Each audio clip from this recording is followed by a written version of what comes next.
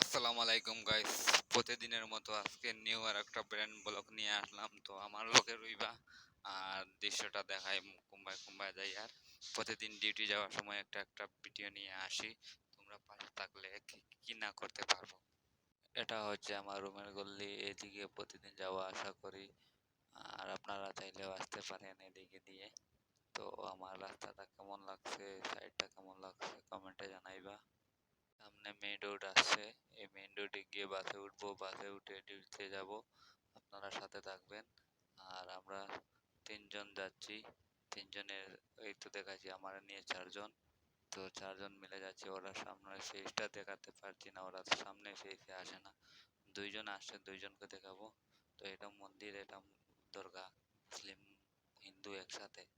হায় হায় কি দৃশ্য, দেখতে খুব ভালো লাগলো। এরকম যদি প্রতি জায়গায় হইতো তাহলে তো আর খুবই ভালো হইতো, মুসলিম হিন্দু একসাথে থাকলে।